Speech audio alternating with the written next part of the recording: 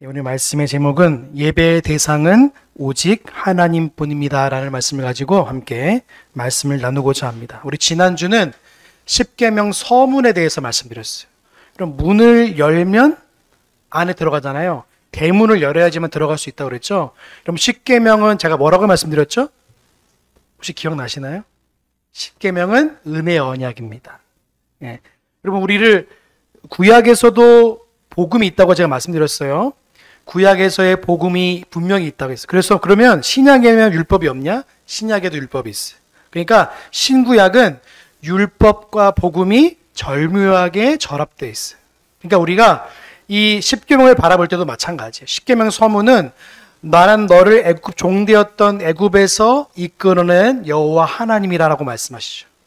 그러니까 우리가 하나님으로부터 애굽에 있는 모든 애굽은 세상을 대표하기도 하고 사단의 나라를 대표하기도 해요. 그래서 우리를 사단으로부터 종로로 탔던 우리를 하나님께서 구원하셨다는 의미를 십계명 서문에서 말씀하고 있네요. 그러니까 우리가 십계명은 뭡니까?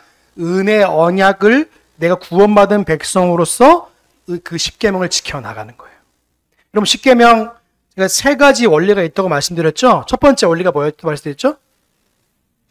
예, 정지의 원리예요. 야, 너 죄인이잖아. 정지의 원리예요. 근데 이거는 오늘날 유효합니까? 유효하지 않습니까? 유효해요. 믿지 않는 자들에게는 심판으로서 유효하고 믿는 자들에게는 예수 그리스도로 말미암아 유효한 거예요. 믿지 않는 자들에게는요, 정죄의 도구로 이용되는 거고, 우리는 어떤 거예요? 정죄 기능이 아니라 우리는 예수님 안에 있다는 자유와 은혜로서의 기능을 있는 거예요. 두 번째 기능이 뭘까요?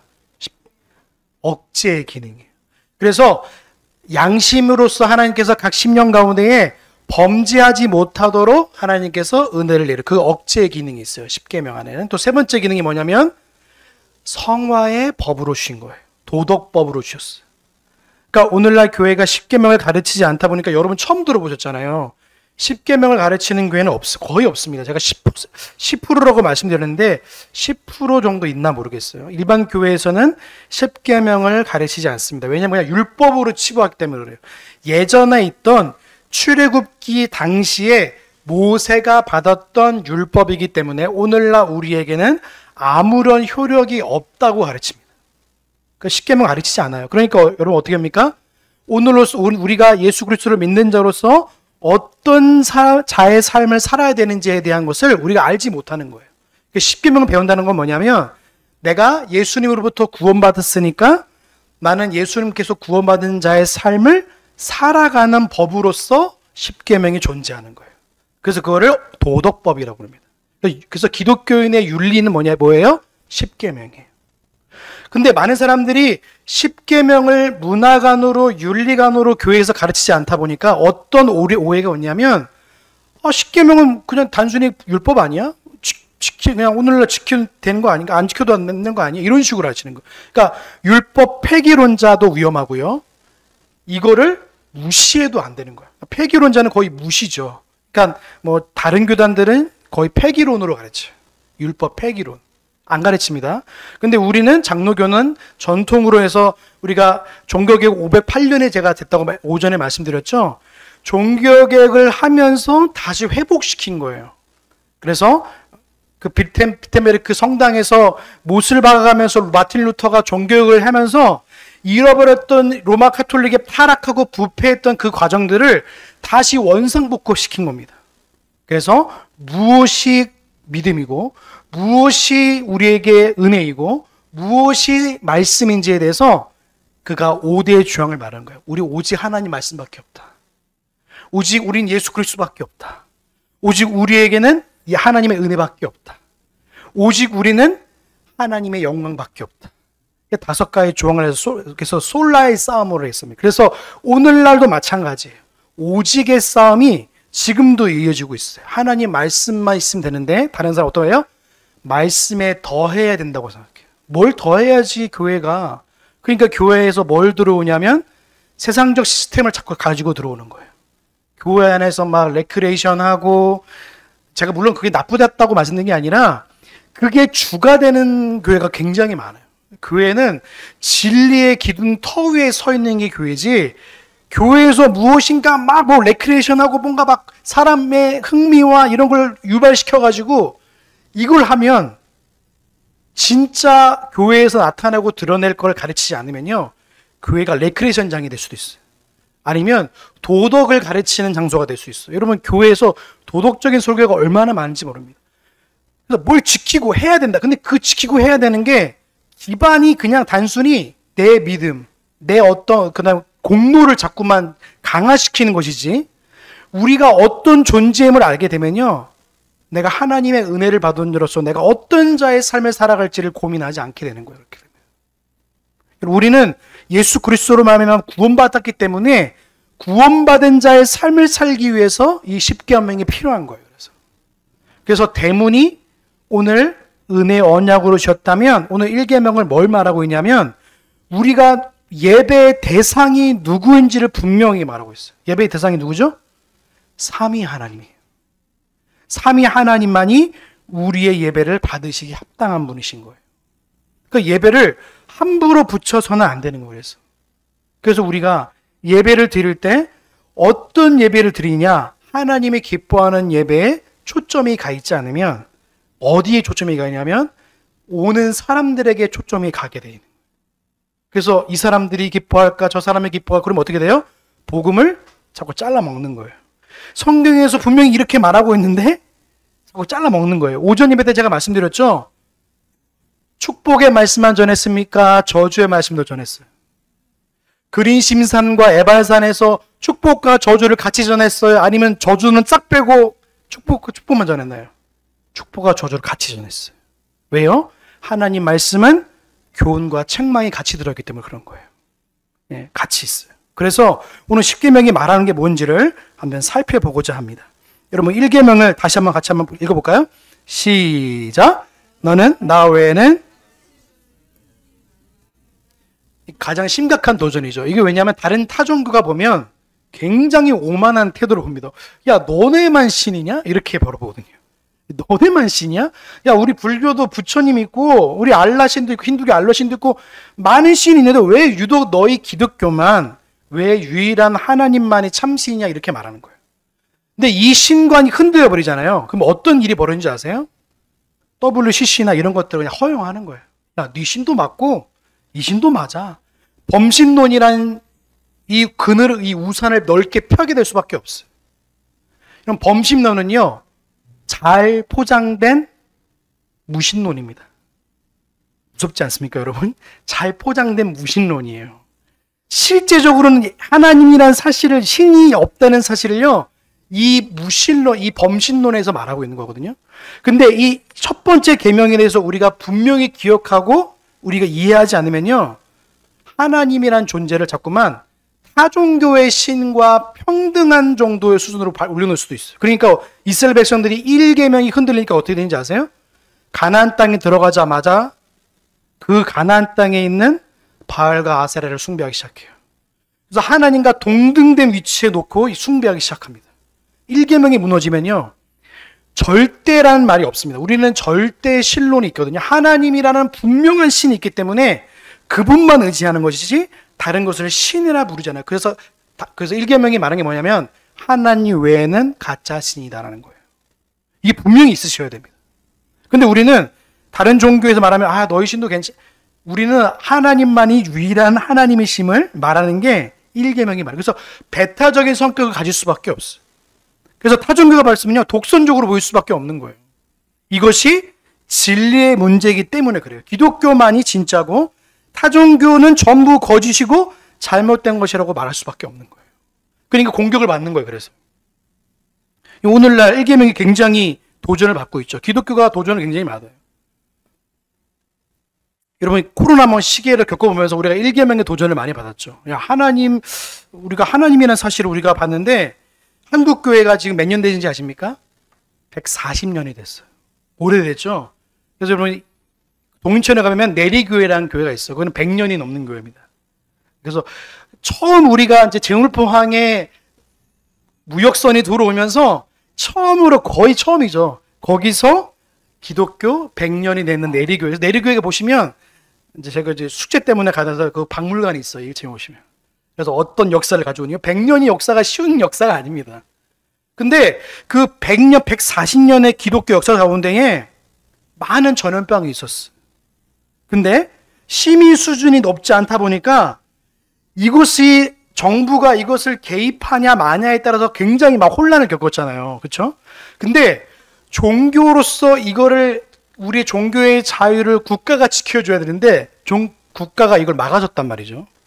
그러니까 이거 우리가 목사님들도 막 모르니까 하다가 갔는데 종교의 자유를 국가가 침범하면 안 돼요. 이거 서로 불가분의 관계가 있는 거예요. 만약에 오늘날 똑같은 제2의 코로나 바이러스가 터진다 할지라도요, 국가는 종교의 기능을 서로 할 수 있도록 이거 분명하게 서로 선을 그어줘야 되거든요. 근데 이게 선이 무너지다 보니까 국가 권력이 교회까지도 들어오게 된 거예요. 굉장히 이거 도전이라 볼 수 있는 거죠. 그러니까 우리가 이런 개념들을 우리가 잘 생각하지 않으면 1계명의 계명들을 우리가 분명히 생각해야 됩니다. 여러분 1계명의 계명들이 어떤 계명들이 있는지 우리가 보시면 처음에 문을 열었잖아요. 그렇죠? 하나님 외에는 다른 신이 없다. 이게 분명히 말하고 있어요. 근데 우리는 하나님 외에 다른 신이 있다고 말합니까? 없다고 말합니까? 없다고 말해야 돼요. 하나님 외에는 다른 신이 없습니다. 그래서 1계명이 막 가르치는 게 뭐냐면 오직 여호와만 경외하라는 거예요. 뭐라고요? 오직 여호와만 경외하라. 오직 하나님만이 참된 신이고 기독교가 참된 종교라고 말하는 거예요. 그러니까 다른 종교는요, 가짜라는 것이 있기 때문에 거룩한 대립이 일어날 수밖에 없는 거예요. 그래서 첫 번째에서. 여러분 오늘 읽었던 시편 115편에 있는 말씀을 잘 보시면 뭐라고 되어 있죠? 다시 한번 볼까요? 115편 보시면 3절에 보시면 뭐라고 되어 있죠? 3절? 3절 같이 볼까요? 시작!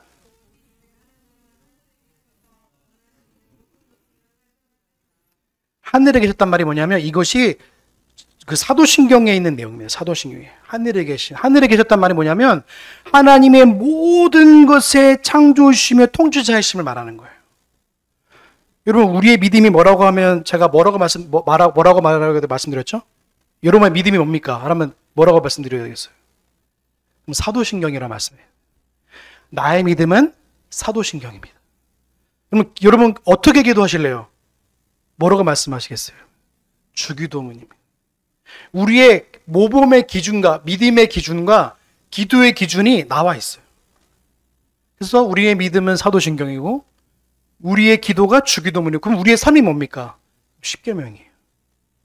그러니까 주기도문, 10계명, 사도신경은 우리가 그리스도인으로서 내가 어떻게 기도하고 어떻게 믿음으로 살고 내가 어떻게 삶을 살아가는지에 대한 방법을 하나님이 다 계시하고 말씀하셨어요. 이 10계명이 끝나면 사도신경이 나와요. 소유리문답에. 그러면 이것이 뭔지를 설명하는데 그거를 통해서 우리가 같이 배워나가요. 또 마지막에 보시면 주기도문에까지 나와요. 그래서 10계명, 사도신경, 주기도문이 소유리문답에 나와 있어요. 그래서 그게 무슨 뜻인지 나와 있어요.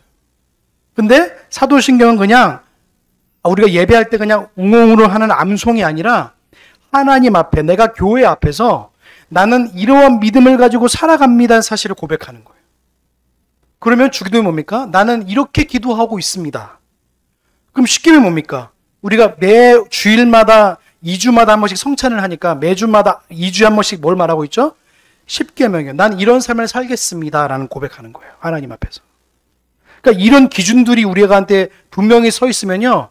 내가 어떤 사람을 어떤 자의 삶을 살아가는지를 우리가 알 수 있는 거예요. 그래서 10계명은 1계명은 참된 신이자 절대 주권자이시고 전지전능하시며 창조주요 영원한 우리의 구원자 하나님을 내가 예배하겠습니다는 고백이 여기 담겨 있는 거예요. 그래서 예수님 말씀하셨죠? 주 너의 하나님 어떻게 사랑으로 말씀하셨죠? 아까 오전에도 아까 말씀드렸는데 마음을 다하고 뜻을 다하고 힘을 다하고 목숨을 다하여 하나님을 사랑하는 듯이 여기 1계명에 담겨 있는 거예요. 그러니까 1계명을 배우면 배울수록 우리가 하나님을 알아가면 알아갈수록 뭡니까? 신앙관이 분명히 설 수 있는 거예요. 그래서 여러분 우리가 이제 추도 예배라는 거 있잖아요. 조심하셔야 됩니다. 우리가 추도라는 개념이 많이 들어왔어요. 한국 교회. 그래서 장례 예배가 이제 들어왔는데 이거를 목사님들이 좀 점검해주고 이렇게 해줘야 되는데 타종교랑 비교하다 보니까 타종교는 이런 것들이 있거든요. 막 무슨 뭐 40일에 돌아간 지 40일 되면 뭐 별게 다 있어요. 뭐 이름을 붙여가지고 뭐 구천에 떠돌다가 뭐 그러니까 그런 개념들이 기독교까지 들어와가지고 추도 예배라는 이름을 가지고 예배를 하는데 이런 것도 굉장히 조심하셔야 돼요. 그러니까 우리가 예배할 때 예배의 주체가 누군지를 기억하지 않으면 무조건 예배란 이름을 가져다 보면요. 이게 예배가 혼잡해지는 거예요. 예배는 누가 받아야 되죠? 하나님 받으셔야 돼요. 근데 추도 예배는 돌아가신 분을 기억하면서 물론 이제 기념하고 그런 게 참 좋은데 하필이면 돌아가신 날에 추도 예배를 이제 기념해가지고 드린단 말이죠. 그래가지고 분명히 그분들을 위해서 내가 기념하고 이거 내가 생각하지 이런 거를 물론 좋은 의도이긴 하지만 주체가 바뀌어버리면요. 예배의 대상이 바뀌어버리면 신앙의 위험이 와요. 여러분 예배의 대상을 분명히 하시길 주님으로 소망합니다. 여러분 죽은 자를 위해서 기도하면 되나요? 안 되나요? 안 됩니다. 장례식에 가서 우리 돌아가신 분 위해서 기도하시면 안 돼요. 돌아가신 분을 위해서 기도하는 게 아니라 유족들을 위해서 기도하시면 돼요. 묵상 기도하시잖아요. 하나님 저분들 장례제 잘 할 수 있도록 도와주세요. 기도하시면 돼요. 죽은 사람을 위해서 기도하지 말라고 분명히 말하고 있어요. 성경에서. 그러니까 여러분 이런 기준들과 규칙들이 분명히 성경에 나와 있는데 이것들을 가르치지 않으니까 우리의 기준과 우리가 예배할 대상들을 자꾸만 잃어버리는 거예요. 그래서 1계명이 요구하는 것들이 분명히 있는데 이걸 자꾸 잃어버리는 거예요. 자, 우리 46문 다시 한번 같이 보겠습니다. 46문 같이 봅니다. 시작.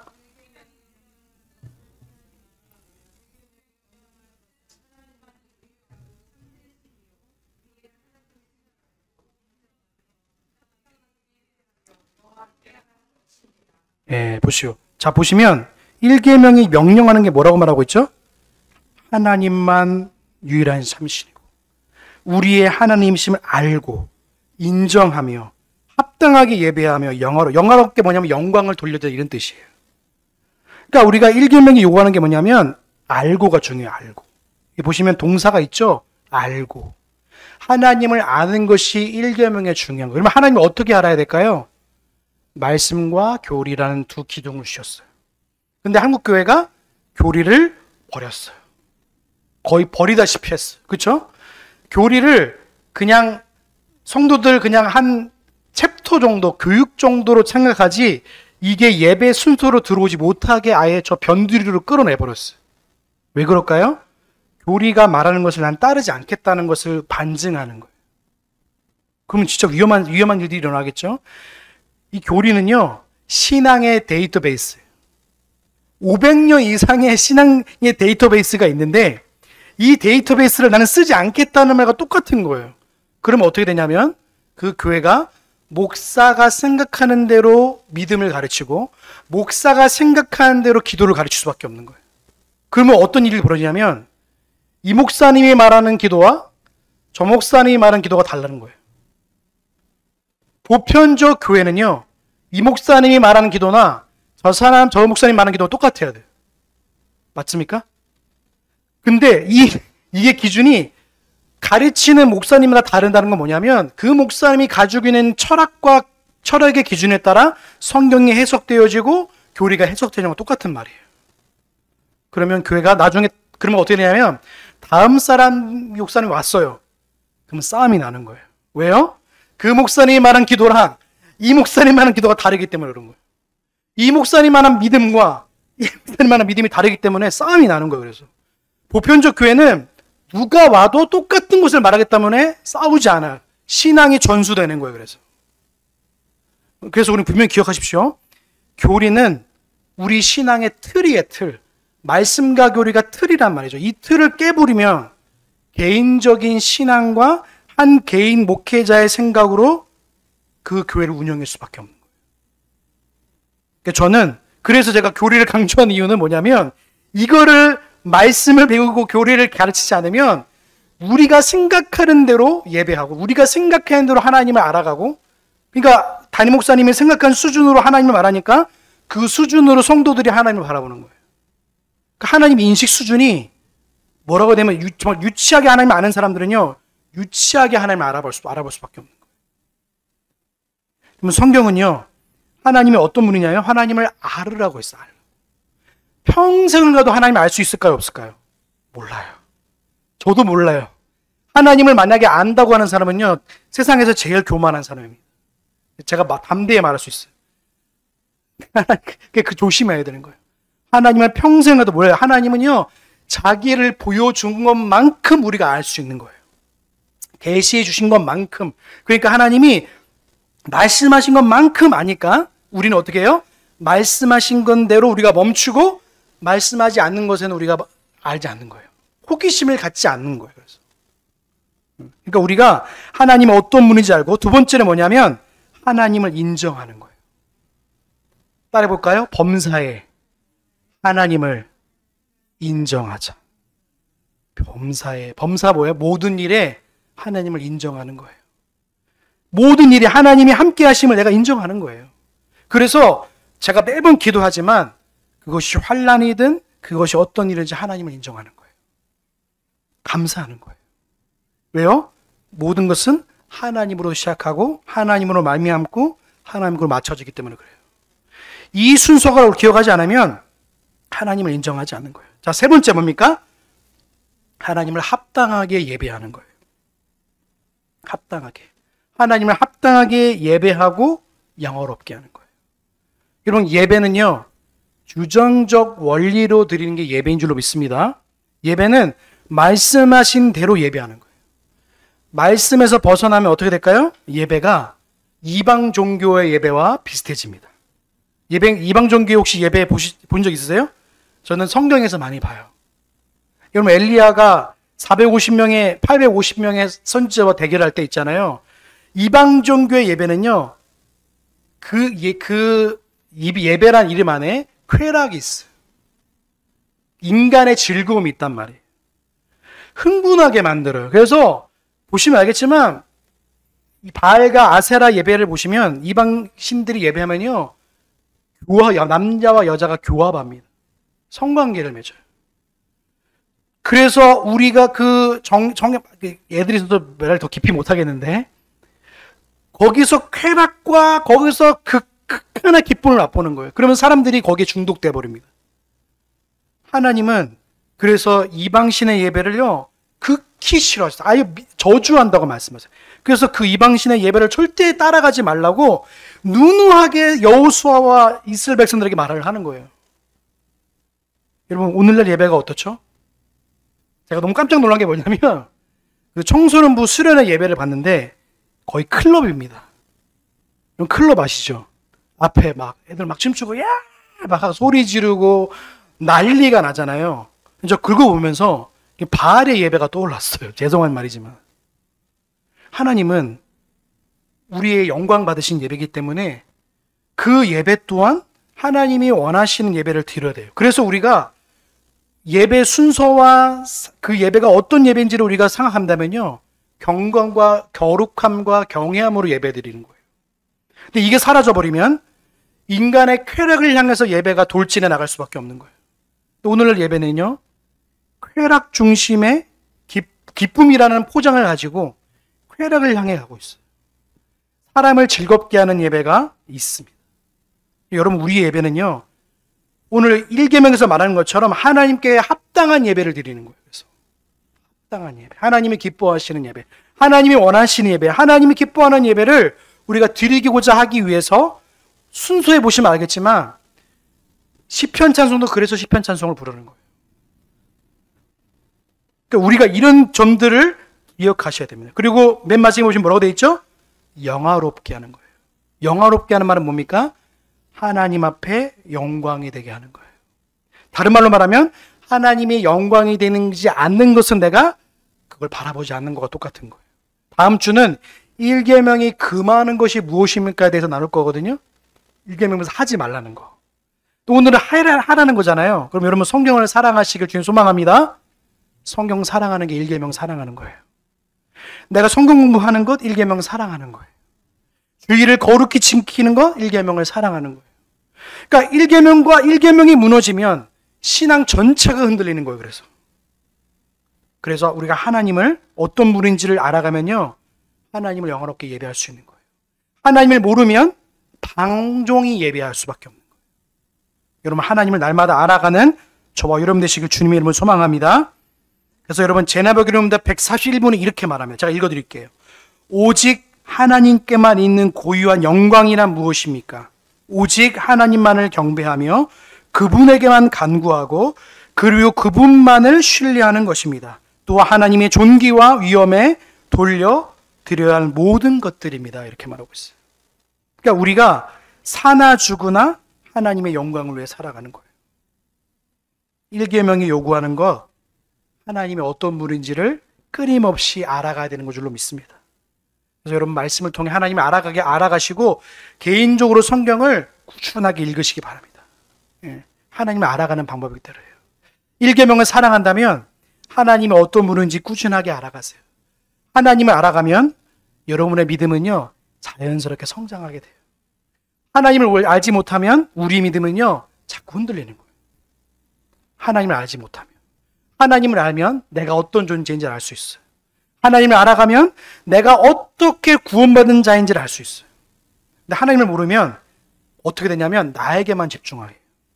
내가 좋아하는 거, 내가 사랑하는 거, 내가 기뻐하는 거, 내가 원하는 것. 그러면 신앙에서 말하는 것은 하나님의 어떤 분인지고 하나님이 원하시는 것이 우리 가르쳐 주는데, 내가 원하는 것을 성경에서 찾으면 뭘 찾게 될까요? 자꾸 기복적인 것만 찾게 되는 거예요. 성경에서. 이거 내가 나한테 좋은데? 나한테 은혜가 되는데? 이렇게 되는 거예요. 제가 그래서 큐티를 조심하라는 이유가 뭐냐면, 큐티는 자꾸만 내가 생각하고 내가 개인적으로 묵상한 하나님을 바라보면요, 성경에서나 말하는 하나님과 자꾸 부딪히고 상충되는 거예요. 그래서 여러분, 하나님을 말씀을 통해서 깊이 알아가는 저 여러분 되시길 주의 이름 소망합니다. 하나님 바르게 알아가셔야 돼요. 그러지 않으면 여러분이 원하는 하나님이 아니라 성경에서 말씀하고 있는 하나님을 바라봐야 되는 거예요. 그러면 어떻게 됩니까? 우리가 신앙이 바르게 성장하고 든든하게 서가는 거예요. 제가 개혁주의 교회를 제가 많이 알고 있는데 놀라는 게 뭐냐면요, 그게 들어가서 예배를 제가 한 번씩 제가 이제 쉬면서 뭐 했냐면, 제가 이제 부교육자를 사임하고 이제 개척하기 전에 개혁교회를 막 돌아다녔어요. 왜냐면 저도 이제 배우기도 하고 어떻게 이제 목회하시는 자 봤는데 특징이 하나 있어요. 뭔지 아세요? 믿음이 너무 강건해요. 너무 튼튼해요. 다른 교회 가다가 제가 갔는데 다른 교회가 너무 유치한 거예요. 개혁교회는요, 신앙이요 너무 든든해가지고 이분들의 예배가 얼마나 하나님 앞에 기뻐하는지 보는 거예요. 그래서 신앙이 너무 든든해가지고 바늘 하나도 안 들어가는 거예요. 진짜로 하나님 앞에서. 그런 마음을 가지고 예배 드리는 분을 보니까, 나도 저런 개혁교회를 이루고 가야겠다. 말씀으로 세워지는 성도는요, 절대 쓰러질 수 없어요. 교리와 말씀으로 든든하게 서가면요, 이단이요, 들어올 수가 없어요. 이단이 오면요, 잘못 알고 있는데? 이렇게 오히려 바르게 말할 수 있는데, 이게 교리를 안 가르치니까 어떻게 됩니까? 교회에서 자꾸 이단에 막 가는 거예요. 저 교회에서 저것도 가르쳐 주고, 안 가르쳐 주네? 신기한 게 있네? 자꾸 가는 거예요. 여러분, 1계명을 한 주간도 사랑하는 저와 여러분 되시길 주님의 소망합니다. 하나님을 사랑하는 거예요. 어떤 상황이 와도 하나님을 사랑하는 거예요. 이스라엘에게 고난이 와도요, 진짜 믿는 자들은요, 상황 바라보는 게 아니라 하나님 바라보는 거예요. 이것 또한 하나님 주셨다는 걸 알아요. 그래서 예레미야 애가를 보시면 슬피 울면서 찬양해도 하나님에 대한 신뢰를 잃지 않아요. 여러분, 예레미야 예가 한번 읽어보세요. 예레미야가 울면서도 하나님이 함께 하심을 바라봐요. 울면서도 하나님을 찬양해요. 그 믿음으로 살아가는 거예요. 여러분, 한 주간도 하나님의 함께 하심과 하나님을 1계명을 사랑하는 저와 여러분 되시길 주님의 이름으로 소망합니다. 기도하시겠습니다. 사랑의 하나님, 감사합니다. 오늘 10계명, 1계명을 살펴보았습니다. 하나님, 1계명을 사랑하게 하여 주시옵소서. 오늘 우리에게 허락하신 나 외에 다른 신을 내게 있게 말지니라는 주의 말씀이 오늘 우리에게 들려졌습니다. 하나님 외에는 다른 신이 없습니다.